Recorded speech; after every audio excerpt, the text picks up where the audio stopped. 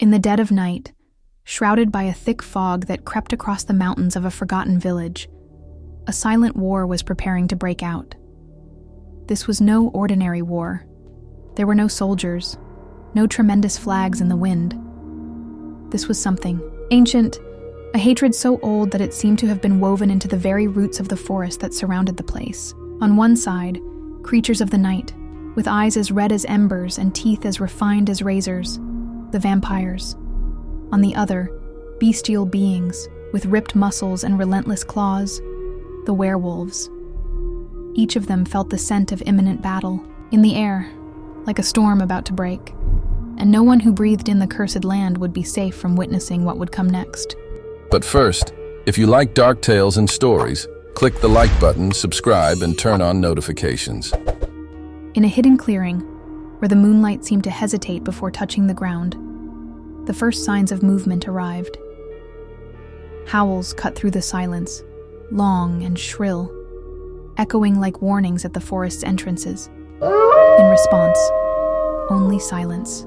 A silence so thick that it seemed to swallow the sound, until it was torn apart by a suggestion, almost inaudible, like a curse uttered on the wind. From the shadows, the vampires emerged, gliding like specters.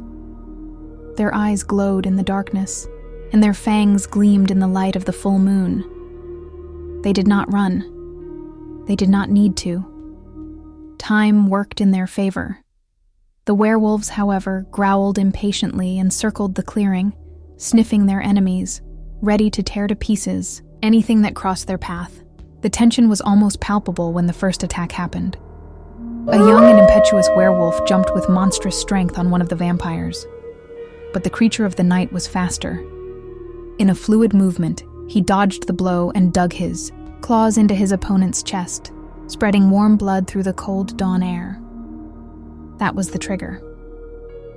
In a matter of seconds, the clearing became a stage of terror. Claws and fangs met in the darkness, bones broke with each other, and screams, human and inhuman, mixed in a macabre chorus.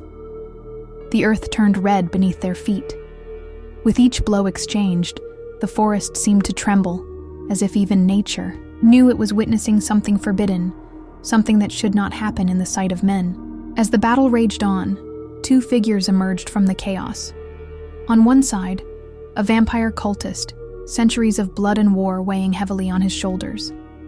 His eyes were pools of darkness, and his presence was so suffocating that the very light around him seemed like sugar. On the other side, the werewolf alpha, a creature nearly 10 feet tall, his skin marked with ancient scars, trophies of past battles. They faced each other, and in that instant, the world seemed to stop. The chieftain drew a black blade, forged with forbidden magic, while the alpha let out a howl so powerful that the nearby trees bowed under his fury. When they hurled themselves at each other, the impact was so devastating that it cracked the ground between them. The fight between the leaders was brutal and desperate. The vampire moved with supernatural speed, trying to find an opening, while the werewolf responded with brute force, each blow capable of tearing trees from the ground. With each exchange of blows, sparks, blood, and pieces of flesh flew, marking the battlefield with their limitless violence.